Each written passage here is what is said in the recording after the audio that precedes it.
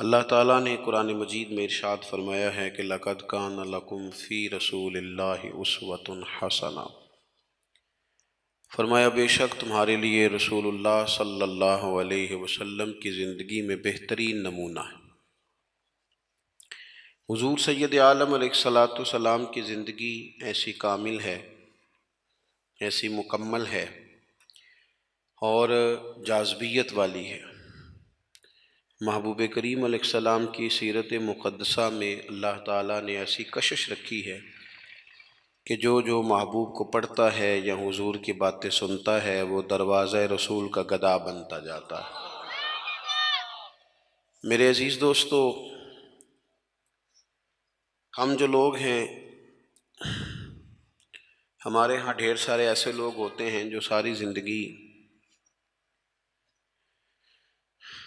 تعین نہیں کر پاتے کہ میرا مقصد حیات کیا ہے، اور اگر کبھی کوئی مقصد لوگ بناتے بھی ہیں تو وہ اتنا محدود بنا لیتے ہیں کہ اس مقصد کے ہوتے ہوئے بھی وہ اپنے آپ کو بیکار اور ناکام سمجھتے ہیں۔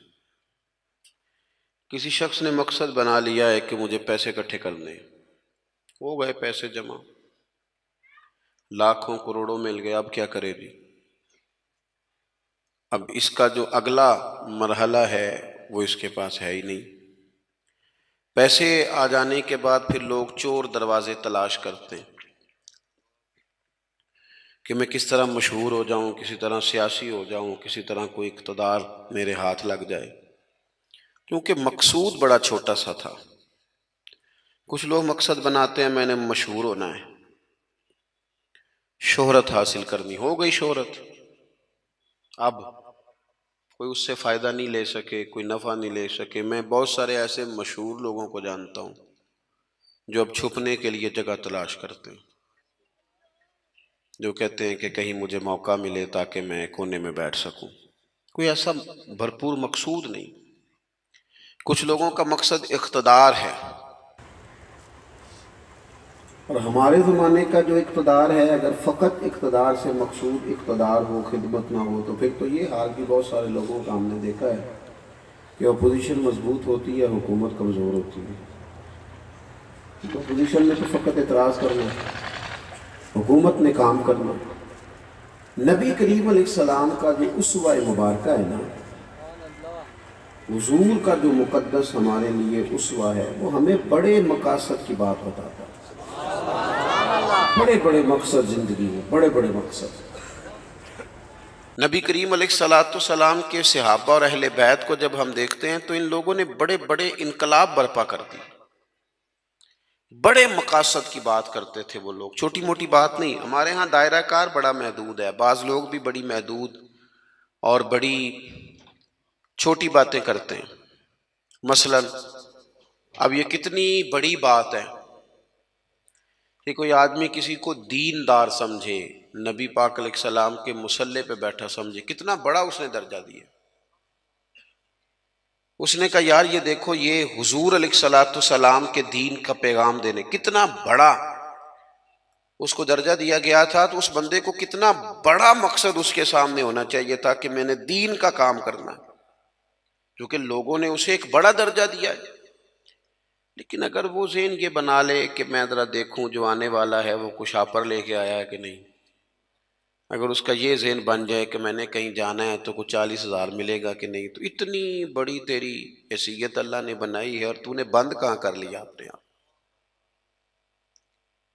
علماء انبیاء کے وارث ہیں، تجھے تو بہت بڑی بات کرنی چاہیے تھی، اور تو کہاں بند ہو گیا چند ہزار میں۔ بڑے مقاصد جو ہوتے ہیں نا، بڑے مقاصد زندگی میں، حضور کا اسوہ مبارکہ ہمیں بڑے مقاصد کی بات بتاتا ہے۔ ہم چونکہ احادیث کو روز سنتے ہیں، روز پڑھتے ہیں، تو ہم اس طرح سے اس کی گہرائی میں اترتے نہیں جیسے ہمیں اترنا چاہیے۔ حضور کا ہر فرمان ایک مقصد کی بات کرتا ہے، ہر فرمان۔ چلیں جن لوگوں کو بڑا سادہ سا مختصر جملوں میں احادیث یاد ہیں، چند باتیں تو نے بھی حضور کی یقیناً یاد ہوں گی۔ نبی کریم نے فرمایا تم میں سے بہترین وہ ہے جو لوگوں کے حق میں بہتر ہے۔ آپ اس پر پورا غور کریں، جزائے خیر دے، برکت فرمائے۔ تشریف رکھیں، محبت سے جی، محبت سے پیش ہے، پیار سے جی۔ اللہ آپ کو سلامت رکھے، برکات عطا فرمائے، خوش رکھے۔ آپ سارے موبائل ضرور چلائیں، لیکن صرف موبائل ہی نہ چلائیں، تھوڑی ہماری بھی بات سنیں۔ اللہ تعالیٰ آپ کو خوش رکھے۔ تھوڑی سی میری بات پر آپ توجہ دیں گے تو مجھے بات کرنے میں آسانی ہوگی۔ میں نے چند ایک گزارشات آپ سے کرنی۔ حضور نے فرمایا تم میں سے بہتر وہ ہے جو لوگوں کے حق میں۔ اب یہ ایک جملہ حدیث پاک کا اگر ہم صحیح طرح اپنی زندگی میں نافذ کر لینا، اتنا ہی، یار میں نے بہتر بننا ہے، اپنے بچوں کے حق میں بھی، بہن بھائیوں کے حق میں بھی، بیوی اور سسرال کے حق میں بھی، ننیال اور ددیال کے حق میں بھی، میں نے ان کا کوئی نہ کوئی نفع کرنا ہے۔ یہ حضور کی ایک حدیث انسان کو اتنا بڑا مقصد دے دیتی ہے نا، ساری زندگی بندہ لگا سکتا ہے، ساری زندگی، ساری زندگی، اور با مقصد زندگی ہو جاتی ہے۔ جب زندگی با مقصد ہوتی ہے پھر بندہ بور بھی نہیں ہوتا، پریشان بھی نہیں ہوتا، تنگ بھی نہیں ہوتا۔ کہ بے مقصد بے فائدہ کام، ایک ہے با مقصد۔ حضرت عثمان غنی رضی اللہ تعالیٰ عنہ فرماتے ہیں کہ حضرت عمر فاروق رضی اللہ تعالیٰ عنہ کا دور مبارک تھا، دوپہر تھی اور گرمی بہت زیادہ تھی، لوگ اپنے اپنے گھروں میں آرام کر رہے تھے۔ مجھے کسی مجبوری کے لیے اپنے گھر کی چھت پہ جانا پڑا تو میں نے دیکھا کہ ایک شخص بوڑھا اونٹوں کو ہانکتا ہوا آ رہا ہے۔ میرے ذہن میں خیال آیا کہ یار ساری دنیا دوپہر کو سو رہی ہے، شدت کی دھوپ ہے، آپ بھی سو جاتے، عصر کے وقت آپ اونٹوں کو چرا لیتے۔ یہ کون ہے جو اس وقت بھی؟ کہتے میں کچھ دیر رک گیا، لیکن جیسے ہی وہ میرے قریب آئے، وہ کوئی عام آدمی تو نہیں، وہ تو حضرت عمر فاروق ہے رضی اللہ تعالیٰ عنہ۔ آپ فرماتے ہیں کہ میں جھٹ سے سیڑھیوں سے نیچے اترا اور میں نے جناب عمر سے عرض کی کہ حضور اس وقت آپ؟ فرمانے لگے یہ مال غنیمت کے 2 اونٹ بھاگ گئے تھے، انہیں پکڑنے گیا تھا۔ میں نے عرض کی حضور کسی غلام سے کہہ دیتے۔ فرمانے لگے مسلمانوں کے مال کی حفاظت کی ذمہ داری میری ہے، غلام کی تو نہیں نا۔ اب ایک مقصد ہے نا کہ میں نے ایک ڈیوٹی کرنی ہے، میں نے ایک خدمت کرنی ہے۔ میں طالب علموں سے کہتا ہوں، علماء سے نہیں، طلباء سے میں کہتا ہوں آپ سارا دن کیوں شکوہ کرتے ہیں؟ آپ کمیٹی کی مسجد سمجھ کے اس کی خدمت نہ کریں، اللہ کا گھر سمجھ کے کریں۔ مسجد کمیٹی کی نہیں ہوتی، مسجد اللہ تعالیٰ کا گھر ہوتی۔ اللہ کا گھر جان کر آپ اس کی خدمت کریں گے تو آسانی ملے گی۔ میری بات پر توجہ کریں جی، بیٹھ جاؤ بیٹا، اللہ آپ کو خوش رکھے۔ تو اپنی زندگی میں با مقصد کام جب ہم کرتے ہیں تو پھر تھوڑی سی سکون محسوس کرتے ہیں۔ اسی طرح سے نبی کریم علیہ السلام کا ایک تو یہ فرمان ہمیں مقصد بتاتا ہے۔ ایک دوسری بات سنیں، حضور علیہ السلام نے فرمایا، اچھا میں یہ سمجھتا ہوں کہ نبی پاک علیہ السلام کی اس ایک حدیث پر عمل کر لیا جائے نا، جو ہم سب کو آتی بھی ہے، تو سارے ملک میں سکون ہو جائے، سارے گھروں میں قرار آ جائے، سارے خاندانوں میں خوبصورتی آ جائے۔ حضور علیہ السلام نے فرمایا تم میں سے کوئی اس وقت تک مومن نہیں ہو سکتا جب تک اپنے بھائی کے لیے بھی وہی پسند نہ کرے جو اپنے لیے پسند کرتا ہے۔ آتی ہے نا سب کو حدیث پاک؟ ہاں نہ تو کرو نا، چلو جس کو نہیں بھی آتی تھی اس نے ابھی سن تو لی ہے نا۔ حضور نے فرمایا تم میں سے کوئی اتنی دیر تک مومن ہو سکتا جب تک وہ جو اپنے لیے پسند کرتا ہے وہی اپنے بھائی کے لیے بھی، حدیث ہے نا، آپ نے سنی ہوئی ہے نا، ایسے ہی ہے، ایسا ہوتا بھی ہے کہ ہم جو اپنے لیے پسند کرتے ہیں وہی بھائی کے لیے بھی کرتے ہیں، ہوتا ہے ایسے۔ ہم پتہ کیا کرتے ہیں، دکان پہ کپڑے خریدنے جائیں نا تو کہتے ہیں یار کوئی کپڑے دکھا، سوٹ سلوانا ہے، تو 2-4 جوڑے خود لے لیے، پھر اسی انہوں آکید ہے ہون کو دین دوان والے بھی وخا، وہ کڑے ہوں نا جڑے پان والے نہیں ہوں، ایسی بات ہی ہے نا۔ اب جو دینے ہیں وہ بھی، یعنی وہ بڑا نیکی کر رہا ہے امیر آدمی، اپنے نوکر کو کپڑے دے رہا ہے، کہتا ہے یہ بالکل ٹھیک ہے، میں نے بس 2 دفعہ ہی پہنا، نیا بالکل۔ وہ بھائی نواں ہوندا تو نہیں سی دینا، بالکل ٹھیک ہوتا تو دیتا۔ ہم کیا کرتے ہیں، ہم ماحول اس طرح کا ہم نے بنا لیا ہے کہ اپنی ذات، اپنے بچے، اپنا گھر، اپنا ادارہ اس میں بند ہو جاتے ہیں۔ ایک سوچ جو امت کی سوچ ہے، جو قومی اور عالمی سوچ ہے، اس سوچ کے مطابق ہم کوئی کام نہیں کرتے۔ جب تک کہ ہم حضور کے اس مقدس فرمان پر نہیں غور کرتے کہ جو میں نے اپنے لیے پسند کرنا ہے وہی اپنے، تو مجھے بتائیے جب یہ سوچ ہوگی تو کوئی بندہ ملاوٹ والی چیز بیچے گا، غلط چیز سیل کرے گا، دنیا کو دھوکہ دے گا؟ لیکن ہم تو غور ہی نہیں کرتے، بس حدیث سن لی، معاملہ ختم ہو گیا۔ آپ دیکھیں امام غزالی فرماتے ہیں نبی پاک علیہ الصلوۃ والسلام کے ساتھ حضور کے غلام تھے، ایک درخت پر محبوب نے اشارہ کیا کہ یہاں سے 2 مسواکیں اتاریے، سادی سی بات ہے نا، مسواکیں اتار لی گئیں، خادم اتار لایا، اس نے لا کے حضور کی بارگاہ میں پیش کی۔ ایک مسواک بالکل سیدھی تھی، ایک تھوڑی ٹیڑھی تھی۔ اب مسواک تھوڑی ٹیڑھی بھی ہو تو دانتوں پر چلنے سے انکار تو نہیں نہ کرتی، نہ کوئی دانت صاف کرنے میں کوئی حرج ہوتا ہے، تھوڑی سی ٹیڑھی تھی، ایک ذرا سیدھی تھی۔ تو نبی کریم علیہ السلام کی خدمت میں غلام نے دونوں پیش کر دی تو محبوب نے ٹیڑھی مسواک رکھ لی، اور سیدھی حضور نے غلام سے فرمایا کہ یہ آپ، آج کل تو یہ کام الا ماشاءاللہ مذہبی لوگ بھی نہیں کرتے۔ میں ایک جگہ دینی مدرسوں کے اہتمام کرنے والے جو لوگ تھے ان کی میٹنگ تھی، تو وہاں ایک صاحب نے بڑا تقویٰ بیان کیا، کہنے لگا میں نے کبھی مدرسے کی روٹی نہیں کھائی، حالانکہ مدرسے کا محتمم ہوں، میں نے نہیں کبھی چکھی، اتنا پرہیزگار ہوں۔ بعد میں میری باری آئی تو میں نے کہا جی میرا خیال ہے کہ آپ وہی روٹی کھایا کریں جو مدرسے میں پکتی ہے، آپ تقویٰ بدل دیں۔ آپ کو پتا تو بیچارے بچے کھاتے کیا ہیں، جو کچھ کمیٹی کے صدر کے گھر پکتا ہے اور جو محتمم کے گھر پکتا ہے اسے غور کرنی چاہیے کہ طلباء کو وہی دے رہا ہے، ان کے ساتھ بھی رویہ وہی ہے۔ کیوں نہیں ان چیزوں کو سمجھتے کہ ہمیں نبی پاک علیہ السلام نے کن مقاصد حیات سے آگاہ کیا؟ اللہ کے حبیب علیہ السلام نے فرمایا ٹیڑھی مسواک مجھے دے دو، عرض کی حضور میرے ماں باپ قربان ہو، میری روح میری جان قربان ہو، آپ سیدھی رکھیں۔ حضور نے فرمایا نا بھئی میں نے خود ہی تو امت کو قانون دیا ہے کہ مومن وہ ہے جو اپنے لیے پسند کرے وہی اپنے بھائی کے لیے بھی پسند کرے۔ اخلاقاً ایک بات اپنے دل سے پوچھیں، میں اپنے آپ سے پوچھوں، کیا ہمارا بہو کے بارے میں بھی وہی ذہن ہے جو بیٹی کے بارے میں؟ وہ ساری گنجائشیں، وہ ساری معافیاں جو بیٹی کو ملتی ہیں، اور نہیں ابھی بچی ہے تو نہیں ابھی چھوٹی ہے تو نہیں ہم نے ابھی کام کرائے نہیں تو نہیں ابھی مطلب اس پر کوئی بوجھ ڈالا نہیں تھا تو نہیں ذرا یہاں ماحول اور تھا، یہ جتنی کہانیاں بیٹی کے حق میں یاد ہوتی ہیں۔ مومن تو وہ ہے نا جو اپنے لیے پسند کرے وہی اپنے، تو یہ ساری کہانیاں بہو کے حق میں کیوں نہیں یاد آتی؟ یہ کیوں نہیں یاد آتی؟ یہ جو ہم اپنے داماد کو مشورہ دے رہے ہوتے ہیں کہ چل پتر غصہ نہ کر، آہستہ آہستہ ٹھیک ہو جائے گی، تو یہ والا مشورہ اپنے بیٹے کو کیوں نہیں دیتے بہو کے حق میں؟ خدا کے بندو، مومن کے اعلیٰ اخلاق ہوتے ہیں، اس کے مقاصد حیات بڑے ہوتے ہیں، وہ چھوٹی چھوٹی کچی کچی کمزور باتیں نہیں کرتا، خود غرض زندگی نہیں گزارتا، اس کا یہ سٹیٹس ہی نہیں ہوتا کہ بس اپنی ذات سے شروع ہو اور اپنی ذات پر وہ ختم ہو جائے۔ وہ بڑی باتیں کرتا ہے، بڑے خیالات کا مالک ہوتا ہے، بڑے حوصلے ہوتے ہیں اس کا ظرف بڑا ہوتا ہے، اس کی سوچ بڑی ہوتی ہے، اس کا مزاج بڑا ہوتا ہے۔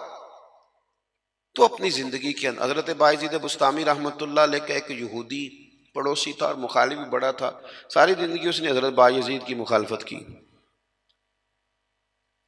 کچھ لوگوں کو پتہ ہوتا ہے کہ جس کی میں مخالفت کر رہا ہوں بندہ ٹھیک ہے، پر اندر کے حسد کا کیا کچھ نہیں نہ جا سکتا، ساری زندگی حسد کرتے، اس نے بھی کیا اور بڑی غلط باتیں پھیلائیں۔ اس سے کوئی غلطی ہو گئی، اس یہودی سے جو یہودیوں کا عالم تھا، اس سے کوئی غلطی ہو گئی، یہودی اس سے ناراض ہو گئے، حالات اس کے خراب ہو گئے، اتنا غریب ہو گیا کہ وہ چراغ جلانے کو بھی پیسے کوئی نہیں، بچہ تھا چھوٹا سا، وہ اندھیرے میں ڈرتا تھا، روتا تھا۔ حضرت بایزید بسطامی گھر آئے تو اپنی گھر والی سے پوچھنے لگے، کل بھی میں نے نوٹ کیا یہ بچہ روتا ہے، آج بھی نوٹ کیا، تو کہنے لگی وہ جو گھر والوں سے پوچھا جو بھی گھر میں موجود تھا، انہوں نے کہا جناب وہ غربت ہے، آپ کو پتہ ہے اس کے حالات بڑے کمزور ہو گئے ہیں، تو بچہ اندھیرے سے ڈرتا ہے، چراغ جلانے کو تیل کوئی نہیں، پیسے کوئی نہیں، دشمن ہے، ساری زندگی مخالفت کی۔ حضرت بایزید نے چراغ میں بتی بھی ڈالی، تیل بھی ڈالا، اس کے دروازے پہ دستک دی، وہ یہودی باہر آیا، آ کر کے آپ کی طرف دیکھا تو آپ نے نا اس کے بولنے سے پہلے فرمایا کہ پوری گلی اور چوک دیکھ لے، بندہ کوئی دیکھ نہیں رہا، اور تو مجھے جانتا ہے میں جھوٹ نہیں بولتا، میں بتاؤں گا بھی کسی کو نہیں، یہ تو چراغ رکھ لے تاکہ تیرا بچہ سو جائے، آرام سے وہ لیٹ جائے، میں کسی سے ذکر نہیں کروں گا، تیرا میرا راز رہے گا، اور میں نے رات کو میں آیا ہوں دیکھ بھی کوئی نہیں رہا۔ وہ یہودی کہتا ہے بولنے کی طاقت ہی کوئی نہ رہی، ہم تو دشمن کو بھی پاکیزہ سزا دیتے ہیں، ہم تو دشمن کو بھی پاکیزہ سزا دیتے ہیں۔ وہ اندر چلا گیا چراغ لے کے، رات بھر بچہ سویا رہا۔ دوسرا دن پھر ہوا، شام تھوڑی سی گہری ہوئی، لوگ اپنے اپنے گھروں میں سوئے، بچہ ڈرتا تھا اندھیرے سے۔ حضرت بایزید نے پھر چراغ میں تیل ڈالا، بتی ڈالی، دروازے پہ دستک دی۔ جب وہ باہر آیا تو فرمانے لگے تو دیکھ رہا ہے کہ کوئی بندہ موجود نہیں، اور تجھے پتہ ہے میں جھوٹ بھی نہیں بولتا، کسی کو بتاؤں گا نہیں، یا یہ لے جا تیرا بچہ سو جائے۔ اس نے مخالفت کی ہے ساری زندگی، اس کو دے دیا، اس کا بچہ سو گیا۔ تیسرا دن پھر ہوا، وہی وقت، وہی انداز، وہی باتیں، دستک دے کے کہا کوئی شخص نہیں دیکھ رہا، چراغ لے لے، بتاؤں گا بھی کسی کو نہیں، اور تجھے پتہ ہے میں جھوٹ نہیں بولتا۔ وہ چراغ آپ بڑھا کے دروازہ بند کرنے لگے تھے کہ وہ یہودی زور زور سے چلایا، کہنے لگا باہر آؤ بھی سارے مسلمانوں، نکلو بھی یہودیوں سارے باہر۔ لوگ سارے باہر گلیوں میں آ گئے، کہنے لگے یہ بایزید بسطامی ہے، میں نے ساری زندگی جھوٹے الزامات لگائے، آج جب میری حالت یہ ہے کہ میرے اپنوں سے مجھے کوئی پوچھنے نہیں آتا، اس شخص سے میرے بچے کا رونا نہیں دیکھا گیا، یہ تڑپ گیا ہے کہ کسی کا بچہ کیوں روئے، یہ روز مجھے چراغ جلا کے دے جاتا ہے، گھر میں میرے روشنی ہو جاتی ہے، بچہ میرا سو جاتا ہے، پر میں ساری رات نہیں سوتا۔ میں آج تم سب کو گواہ بنا کے کہتا ہوں، جو جو میں نے ان کے بارے میں زندگی بھر کہا وہ سارا غلط تھا، اور یہ بھی تمہیں بتاتا ہوں کہ پہلے میں نے دین اسلام سنا تھا، 3 دن ہو گئے میں دین کو دیکھ رہا ہوں، پہلے سنا تھا میں دیکھ رہا ہوں۔ کہنے لگا میں تم سب کو گواہ بنا کے کہتا ہوں کہ بایزید بھی سچے ہیں، بایزید کا دین بھی سچا ہے، اور جس رسول کا یہ کلمہ پڑھتے ہیں وہ رسول بھی سچے ہیں۔ اس نے کلمہ پڑھا اور مسلمان ہو گیا۔ ہمارا یہ حال ہے کہ سگا بھائی کہتا ہے کہ مجھے کارنر والا پلاٹ چاہیے، وہ پھر ساری باتیں یاد آ جاتی ہیں اس کو، کہتا ہے کارنر والا چاہیے چونکہ کام تو پہلا میں لگا سا، کمائی تو پہلے میں نے کی تھی، لہذا چھوٹا بھائی جو ہے وہ تو دیر سے آیا تھا تو اس کا تو حق ہی نہیں بنتا، وہ پیچھے جائے، اور کارنر والا پلاٹ یہ زیادہ دیر نہیں لگے گی، 20-25 سال گزریں گے، اس طرح آپ والد کو پریشان کر رہے ہیں، اس طرح آپ کے بچے آپ کو کریں گے، خدا نہ کرے، وہ بھی کہیں گے ابا یہ کارنر والا میرا ہے، تو کدھر سے آ گیا۔ تو حضور نے ہمیں اعلیٰ مقاصد، اعلیٰ اخلاق، اعلیٰ کردار، بڑی باتیں کرنے کا، ہمارے پاس بڑی کہانیاں ہوتی ہیں پر ساری اپنے حق میں، بڑے دلائل ہوتے ہیں پر سارے اپنے حق میں، بڑی باتیں آتی ہیں پر ساری، ہمارے ایک بزرگ کہا کرتے تھے میں ایسے بیوقوفوں کو جانتا ہوں جو کوئی چیز بھی پھینکے نا تو اپنے گھر میں پھینکتے ہیں، حالانکہ بھولے بھلے بیوقوف اپنے گھر میں پھینکیں۔ تھوڑی سی نا خود غرضی کی چادر اتاری جائے، بڑی سوچیں پیدا کی جائیں، بڑے مقاصد پیدا کیے جائیں، تھوڑا سا نا بندہ کسی کے لیے بھی کبھی دعا کرے، کبھی اس کی آرزو ہو کہ کسی اور کے حق میں بھی وہ خیر کا جملہ کہے۔ حضرت مولا علی شیر خدا کرم اللہ تعالی وجہ الکریم، میں نے یہ دیکھا ہے کہ جو بندے جس کے بچے روز 4,000 کے برگر کھا جاتے ہیں نا، اس کا ملازم اگر کہہ دینا کہ جناب اس دفعہ نا میرے لیے کچھ مشکل آ گئی ہے، کو 5,000 ایڈوانس چاہیے، تو جس کے گھر میں روز بچے کھانا پکنے کے باوجود 4,000 کا فاسٹ فوڈ کھاتے ہیں، وہ ملازم سے کہہ رہا ہوتا ہے او تو خرچے کیوں نہیں کٹ کردا، اپنی طاقت کے مطابق خرچ کر. دوسروں کو نصیحت کرنا آسان ہے، لیکن کیا مسئلہ ہے کہ ہم اپنے بچوں کے حق میں جتنی آسانیاں چاہتے ہیں وہ دوسروں کے بچے نہیں، دوسروں کی اولاد نہیں. دوسرے کے گھر میں روشنی ہوگی تو ہم کیا سمجھتے ہیں کہ دنیا سے روشنی کم ہو جائے گی؟ کبھی بھی نور بانٹنے سے نور کم نہیں ہوتا. ایک شمع سے ہزاروں دیے بھی جل جائیں تو پہلی والی کی روشنی میں کبھی کمی نہیں آتی. اس لیے چھوٹی سوچوں سے باہر نکلا جائے، بڑی مضبوط مستحکم یہ سوچیں زندگی میں پیدا کی جائیں. اگر ہم محدود زندگی گزاریں گے تو پھر ٹھیک ہے، اپنی ذات سے بات شروع ہوتی ہے، اپنی ذات پہ ختم ہو جاتی ہے. اور یہ اس ملک میں یہ باقاعدہ پرموٹ کی گئی ہیں چیزیں. پرموٹ، جب تک کوئی میرے ساتھ چل رہا ہے تب تک وہ بالکل ٹھیک ہے، اور جس دن میرے ساتھ نہیں اس دن کوئی نہیں سمجھ آ رہی ہے آپ کو میری بات کی. ہمیں ساری دنیا کو بھی بدنام کرنا پڑے تو ہم نے ہر اس شخص پر الزام لگانا ہے جو میرے خلاف ہے. ایسا نہ کریں. آپ ان چیزوں سے تھوڑا باہر نکلیں. اور یہ سارے کام کرتے ہیں، کسی ایک کا نہیں مسئلہ، سب سیاسی، سماجی، فلاحی، الا ماشاء اللہ مذہبی. جو میرے ساتھ ہے وہ ٹھیک ہے، جو میرے ساتھ نہیں بندہ ہی ٹھیک نہیں. سرے سے بات ہی ختم ہو گئی. وہ خدا کے بندو، یہ دعویٰ صرف نبیوں کو سجتا ہے، صرف رسولوں کو سجتا ہے. باقی کوئی شخص یہ دعویٰ کرے تو دعویٰ اس کا 100% غلط.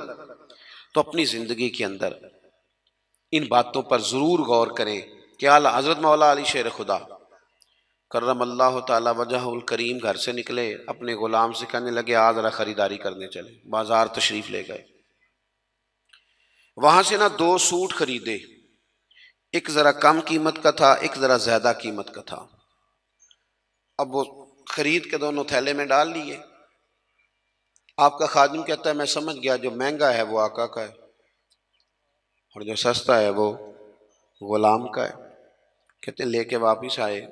وہ چوک آ گیا، وہ جگہ آ گئی جہاں سے حضرت مولا علی نے اپنے کاشانہ نور پہ جانا تھا اور میں نے اپنے گھر جانا تھا. کہتے ہیں حضرت مولا کائنات فرمانے لگے ذرا میرے والا جوڑا مجھے دینا. کہتے ہیں میں نے وہ مہنگا والا نکال کے حضرت علی کو پیش کیا تو فرمانے لگے یہ نہیں میرا تو وہ دوسرا ہے. مجھے بتائیں کہ روب کپڑوں کا ہوتا ہے کہ کردار کا؟ بولیے.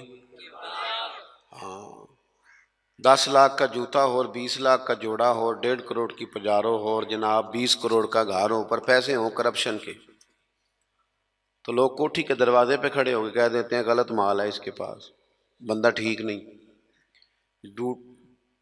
جوتے ٹوٹے ہوئے ہوں، کرسی اور میز پرانا ہو، چھوٹا سا افسر ہو لیکن دیانت دار ہو، تو بڑے بڑے مالدار بھی دروازے پہ کھڑے ہو کے کہتے ہیں یار بندہ بڑا کھرا ہے، نہ پیسے پکڑتا ہے نہ کسی کی سفارش مانتا ہے. ہمارے شہر میں حاجی ابو داؤد محمد صادق صاحب رحمۃ اللہ علیہ بزرگ تھے، تو میں نے بڑی پجاروں سے اترنے والا پیر بھی بڑی پجاروں سے ملنے آیا. وہ بھی پہلے چین والی گھڑی اتارتا تھا، پھر اپنی داڑھی دیکھتا تھا. نمنا لیول تو حاجی صاحب سادے سے بندے. تو بات سمجھ میں آتی تھی کہ روب کپڑوں کا نہیں ہوتا، روب تو کردار کا ہوتا ہے. اگر کردار مضبوط ہے تو کپڑے سادے بھی ہوں تو گزارا ہو جاتا ہے، لیکن کردار کچھ بھی نہ ہو، لوگ پیسوں کے زور پر، دولت کے زور پر، مال کے زور پر، بلکہ بعض لوگ تو ایسے ہیں جو خوشامدیوں کے زور پر، اپنے دائیں بائیں ادھر ادھر جو ان کے وظیفہ خار، نمک خار، خوشامد پسند ہے، ان کے زور پر اپنے آپ کو منوانا چاہتے ہیں. کردار اصل ہے، کردار حسن ہے، کردار رعنائی ہے. آپ ہمیشہ تب بڑے ہوں گے جب آپ کے اخلاق میں، معاملات میں، لین دین میں صفائی ہوگی، پھر لوگ آپ کو بڑا جانیں گے. حضرت مولا علی شیر خدا کرم اللہ تعالی وجہ الکریم، اس سے کہا یہ نہیں میرا تو دوسرا ہے. تو کہا ٹھیک ہے جناب دوسرا ہے تو حضور آپ آقا ہیں، آپ کا کیسے دوسرا ہے، آپ کا تو یہ ہے. حضرت علی کہنے لگے نہیں وہ جو سستا، میری بات کی سمجھ آ رہی ہے آپ کو، وہ جو سستا جوڑا ہے نا وہ مجھے دو. تو اس نے ایک دلیل پیش کی آپ کے غلام نے. کہنے لگا حضور آپ مہنگے والا رکھیں، کیوں؟ آپ آقا ہیں. اور میں سستا پہنتا ہوں کیونکہ میں غلام ہوں. تو حضرت علی کہنے لگے دلیل ہی قائم کرنی ہے نا تو میرے والی کر لے، تو مجھے سستا دے دینا کیونکہ میں بوڑھا ہوں، اور تو مہنگا پہن لے چونکہ تو جوان ہے. اگر کسی دلیل کی بنیاد پر ہی لباس پہننا ہے تو چلو اس طرح کرو، یہ والی دلیل قائم کر لو کہ بوڑھوں پر سستا بھی چل جاتا ہے، اور جوانوں کے لیے ذرا کپڑے مہنگے ہوں، ذرا اچھے نئے اور ڈیزائنوں کے ہوں تو ذرا جوان خوش ہوتے ہیں. تو تھوڑے سے نا بڑا دل ہو، ذرا بڑا ظرف ہو، ذرا حوصلہ بڑا ہو، ذرا سوچ بڑی ہو، ذرا انسان کا معیار بڑا ہو. یہی بات بعد میں حضور کے صحابہ میں آئی. آپ دیکھ لیں حضرت عمر کو، دیکھیں حضرت عثمان کو، اور خلیفہ اول بلا فصل حضرت ابوبکر صدیق کو، حضرت مولا علی شیر خدا کو. ان لوگوں نے بڑی بڑی باتیں کی، بڑا حوصلہ تھا ان میں. یہ ہمیشہ انقلابی باتیں. حضرت عثمان غنی، ان کا مال آیا پڑا ہے. اب ہمارے ہاں تو لوگ مصنوعی قلت بھی پیدا کر لیتے ہیں، لیکن مال آیا ہوا ہے، قلت کے قحط کے دن ہیں. آ کے تاجروں نے کہا حضرت عثمان غنی سے کہ آپ جتنے کا خریدا ہے نا ہم تحقیق بھی نہیں کرتے، ڈبل لے لیں، ہمیں دے دیں. حضرت عثمان کہنے لگے مجھے زیادہ نفع ملتا ہے. انہوں نے کہا 3 گنا لے لیں. کہنے لگے زیادہ ملتا ہے. 4 گنا لے لیں. فرمایا زیادہ ملتا ہے. کہنے لگے اس سے زیادہ ہم نہیں دے سکتے. وہ بندہ بتائیں جو زیادہ دیتا ہے. حضرت عثمان غنی کہنے لگے مجھے تو 700 گنا کی امید ہے. جناب کس طرح؟ تو حضرت عثمان نے مسجد میں اعلان کروایا یا کسی ذریعے سے لوگوں تک پیغام پہنچایا کہ جو غریب گندم نہیں نہ خرید سکتا وہ آ کے لے جائے، آ کے لے جائے نا. فرمایا مجھے رب کی بارگاہ سے 700 گنا کی امید. تو بڑا دل ہو، بڑا حوصلہ ہو. بس بات ختم کرنے لگا ہوں. حضور کی جو اولاد پاک ہے اس کا بھی یہی مزاج ہے. زندگی بھر سخاوتیں، لوگوں پر محبتیں، ان لوگوں کا درگزر، ان لوگوں کا اپنے لیے نہیں. انہوں نے جب بھی سوچا نبی کریم کی ساری امت کے لیے سوچا. حضرت امام حسن رضی اللہ تعالیٰ عنہ فرماتے ہیں میری والدہ سیدہ طیبہ طاہرہ حضرت فاطمہ الزہرا رضی اللہ تعالیٰ عنہ تو جب دعا مانگتی تھی تب بھی حضور کی ساری امت کے لیے مانگتی تھی. ان کی دعاؤں میں بھی بڑے دل کے ساتھ، بڑے حوصلوں کے ساتھ، بڑا اعزاز کے ساتھ بیٹھے رہتے. امام حسین بڑی شانیں تھیں، سب کچھ تھا، لیکن انہوں نے گھر چھوڑا، قبیلہ چھوڑا، اس لیے کہ دین کی وہ بنیادیں جن کو کمزور کرنے کی کوشش کی جا رہی تھی وہ کہیں کمزور ہو نہ جائیں. وہ آگے بڑھے. 1,00,000 دینار آیا حضرت امام حسین کے پاس سویرے. کتنا؟ چلو آپس گل کرنے ہیں. آپس 1,00,000 روپیہ کول ہوئے تے مسیتے دینے پہ جاندے کنے دئی دینے وچوں. آپس دی گل نہیں دسدے کسے نوں. کنے مثلا چلیں بڑا کوئی زور لگائے گا تو 5,000 دے دے گا. 5,000. اور ذرا کبھی کسی جگہ پہ کمزوری آئے نا کوئی مالی طور پہ تو سب سے پہلے لوگ وہ پیسے بند کرتے ہیں جو مسجد جاتے ہیں یا کسی غریب کی طرف جاتے ہیں، کہتے ہیں ہاتھ تنگ ہے. سب سے پہلے 1,00,000 دینار امام حسین کے پاس آیا. زور کے وقت پیسے آئے. عصر سے پہلے پہلے پاک محبوب کے پاک نواسے نے سارے بانٹ دیے. سب بانٹ دیے سارے. شہزادے عرض کرنے لگے حضور آپ کا کرتا پرانا ہو گیا تھا، کوئی 1-2 دینار رکھ لیتے تو کرتا نیا لے لیتے. فرمانے لگے اگر تو پہلے یاد کراتا تو میں سوچتا. یہی نہیں کہا رکھ لیتا، تو پہلے یاد کراتا تو میں غور کرتا. میرے عزیز تھوڑا سا نا دل بڑا کرے. ہم نے اپنے بچوں کو سکھایا کہ کردہ سوچ، کچھ اپنے کردہ سوچ. ان سے کبھی کبھی یہ بھی کہا کرو بیٹا ملت کا سوچ، مذہب کا سوچ، وطن کا سوچ، قبیلے کا سوچ، بڑا دل کر، بڑی بات کر. ہمارے جوان اتنے باصلاحیت ہیں، اللہ کے فضل سے اتنے باصلاحیت ہیں کہ ایک بچہ پورے علاقے کو سنبھال سکتا ہے، لیکن ان کو بڑا دل نہیں ملتا، بڑا حوصلہ نہیں ملتا، بڑی تھپکی نہیں ملتی، پشت پناہی بڑی نہیں ملتی. وہ بیچارے محدود ہو کے رہ جاتے ہیں، محدود ہو کے. کہ بس ٹھیک ہے گھر چل گیا، پیسے 4 آ گئے، کوٹھی چھوٹی بن گئی تو چھٹی، بھئی یہ کام تو غیر مسلم بھی کر لیتا ہے، یہ تو ساری دنیا کر رہی۔ جوانوں تھوڑا بڑا دل، اقبال کہتے ہیں ان کے بیٹے نے خط لکھا نا کہ ابا جی حالات کچھ خراب ہو گئے تو کوئی قرضہ لے لوں تھوڑا سا کسی سے، تو اقبال کہنے لگے دیار عشق میں اپنا مقام پیدا کر اور نیا زمانہ نئے صبح و شام پیدا کر، اور پھر فرمانے لگے میرا طریق امیری نہیں فقیری ہے، خود ہی نہ بیچ غریبی میں نام پیدا کر۔